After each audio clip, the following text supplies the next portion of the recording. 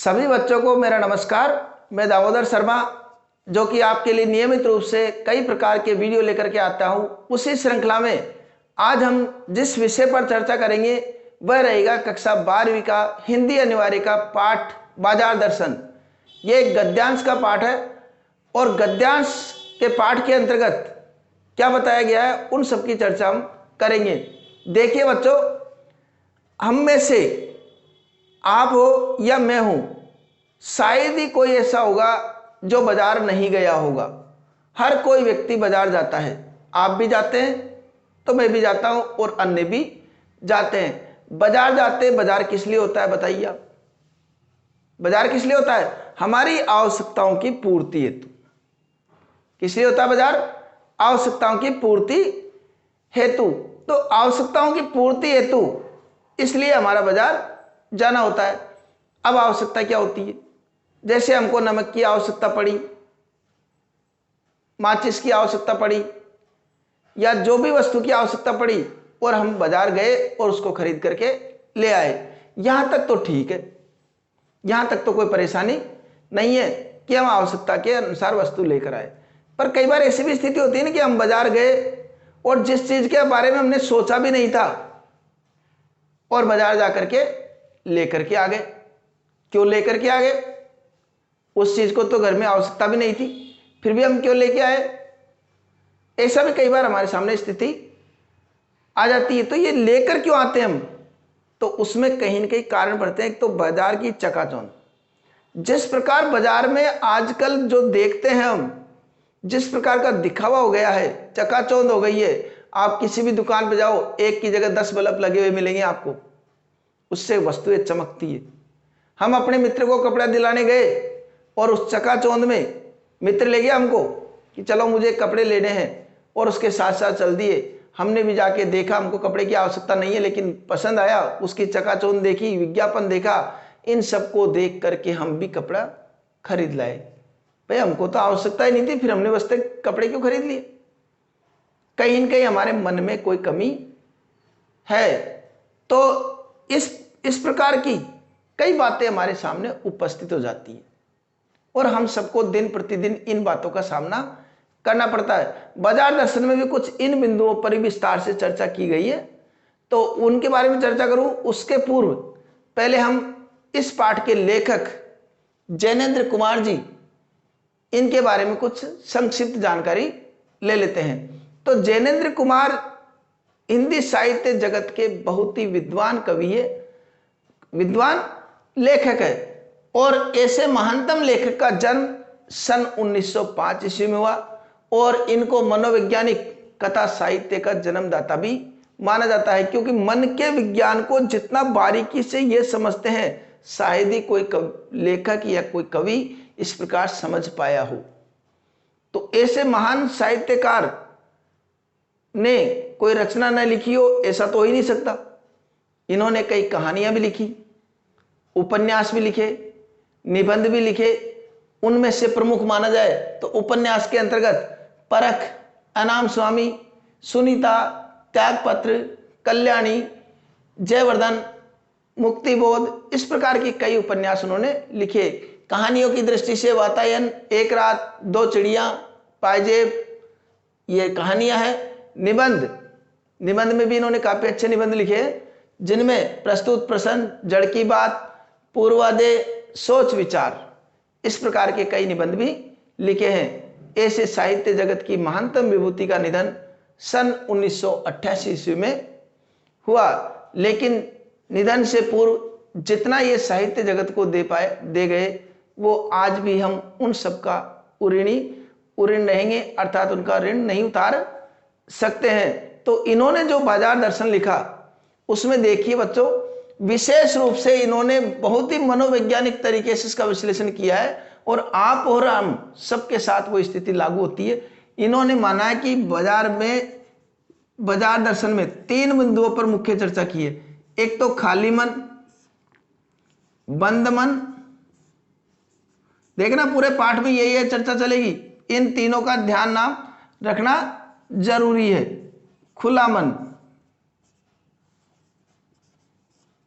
3 प्रकार के मन, और हम जानते हैं कि वर्तमान में क्या चल रहा है, उपभोक्तावादी संस्कृति का ज्यादा विकास चल रहा है। उपभोक्तावादी संस्कृति ये ज्यादा हमको देखने को मिल रही है।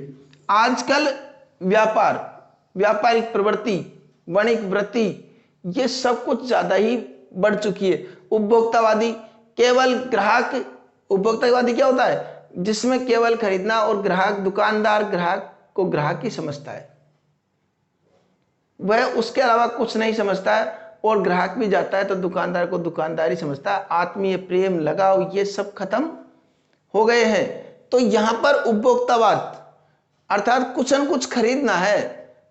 अब यह आ जाता है कि कहां जा रहे हो, शॉपिंग पे जा रहा हूं। पहले ये शॉपिंग और इस प्रकार के शब्द नहीं चलते थे। शॉपिंग का मतलब क्या हो गया, उसको खुद को पता नहीं है क्या लेने जा रहा है। वो जेब में पैसे है कि गर्मी है, इसलिए वो बाजार जा रहा है और जो भी पसंद आएगा थैला भर के ले आएगा, चाहे उसके जरूरत की हो या नहीं हो। जरूरत के हिसाब से तो सभी वस्तुएं खरीदते हैं, लेकिन अनावश्यक रूप से भी हम खरीद कर ले आते हैं। तो वह कहीं न कहीं उपभोक्तावादी संस्कृति को बढ़ाते हैं। तो शॉपिंग करने जा रहे हैं, कहाँ जा रहे हैं, शॉपिंग पे। इस प्रकार के शब्द ये क्या है, ये उपभोक्तावाद को बढ़ावा देते हैं।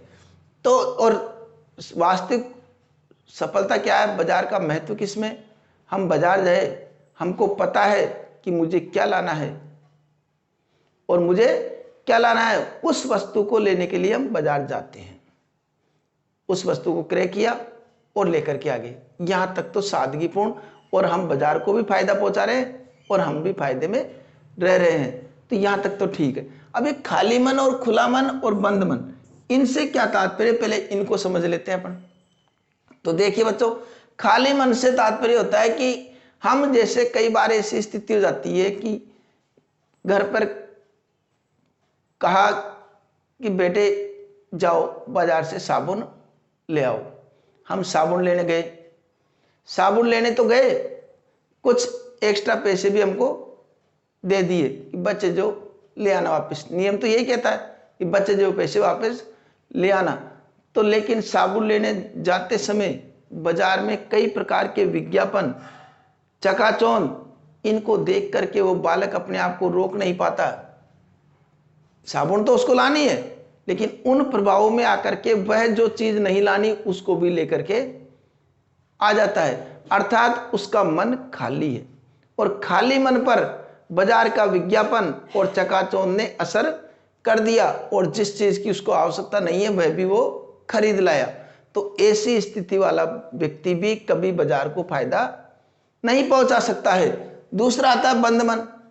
एक वो होता है जिसको अपने आप पे विश्वास ही नहीं है, अपने आप पे विश्वास ही नहीं है, बाजार जाता है और उसको डर रहता है कि कहीं मैं ये विज्ञापन देखूंगा, ये चकाचौंध देखूंगा तो मेरी जेब में पैसे खर्च हो जाएंगे और मुझे फालतू पैसे खर्च नहीं करने।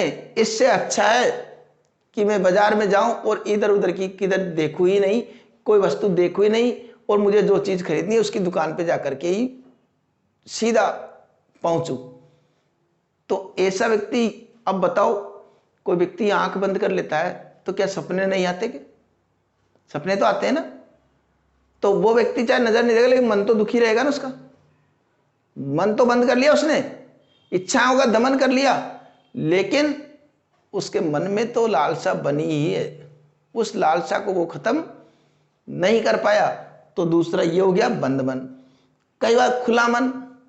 खुला मन से क्या तात्पर्य? ये बहुत अच्छा मन। इसमें क्या होता है, व्यक्ति बाजार जाता है, उसके सामने भी वही विज्ञापन आते हैं, वही चकाचौंध आती है, वही ग्राहकों को आकर्षित करने वाले जो जो दुकानदार जो जो कार्यक्रम करते हैं उन सबका सामना वो भी करता है। सबको बड़ी प्रसन्नता से देखता हुआ, इधर उधर सब जगह देखा और प्रसन्नता से देखता हुआ आगे बढ़ता हुआ चलता है। उसको लगता है कि ये वस्तु अच्छी है, लेकिन फिलहाल मुझे इसकी आवश्यकता नहीं है, ऐसा सोचता हुआ वो आगे बढ़ता जाता है। और ऐसा नहीं है उनके प्रति नफरत हो या आंखें बंद कर ली हो या खरीद लिया हो, ऐसी कोई बात नहीं थी। प्रसन्नता से जाता है और अपनी वस्तु जो भी उसको खरीदनी है वो लेकर के आ जाता है। ये तीनों प्रकार की मन की स्थिति।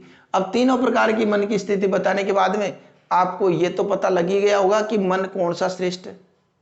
मन श्रेष्ठ है खुला मन। अब देखिए, ये प्रवृत्ति कब आती है? जब बाजार की चकाचौंध, विज्ञापन, इन सब का हम पर कोई असर नहीं हो। ऐसी स्थिति हमारे सामने कब आती है? जब हमारे मन में संतोष की वृत्ति हो। संतोष की प्रवृत्ति हो। अगर संतोष की प्रवृत्ति है तो निश्चित रूप से हम पर ये बाजार की जो अनावश्यक चकाचौंध है, विज्ञापन है, इन सब का कोई असर हम पर नहीं होगा। इस पाठ में भी इन बिंदुओं के बारे में विस्तार से चर्चा की गई है कि ये बाजार दर्शन होता क्या है, किस प्रकार खाली मन वाले व्यक्ति पर ये बाजार असर करता है, और खाली मन और बंद मन करने से क्या क्या नुकसान है, बंद मन किसका रहता है, ये सब बातें। इसके साथ साथ खुला मन का भी इन्होंने एक बहुत अच्छे व्यक्तित्व के उदाहरण से इस पाठ में उन्होंने समझाया है। ये सारी बातें इस पाठ में हम पढ़ेंगे। इसमें पढ़ेंगे, इस पाठ के अंतर्गत हम ये भी पढ़ेंगे कि किस प्रकार ये उपभोक्तावादी संस्कृति हमारे समाज के लिए घातक है। ये हमको आज केवल एक ग्राहक समझती है, एक दुकानदार समझती है, और ऐसे जो प्रवृत्ति है, अनावश्यक वस्तुओं को खरीदने की प्रवृत्ति है, इससे देश का विकास भी नहीं हो रहा, देश का भला भी नहीं हो रहा, और हमारा भला तो नहीं हो रहा। दोनों स्थिति में नुकसानदायक है। तो इस बाजार की प्रवृत्ति से, इस विज्ञापन से, चकाचौंध से हम कैसे बच सकते हैं, बाजार को कैसे लाभ पहुंचा सकते हैं, हम अपना लाभ कैसे कर सकते हैं, और खाली मन क्या है, बंद मन क्या है, इनको सबको हम कई उदाहरणों से इस पाठ में समझेंगे। तो अगले वीडियो में हम इसके इन बिंदुओं पर चर्चा करेंगे मूल पाठ के अंतर्गत।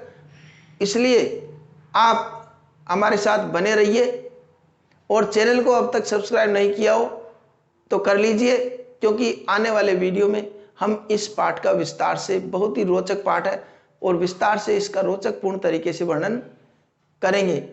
तो अगले वीडियो में पुनः आपसे मुलाकात होगी। तब तक के लिए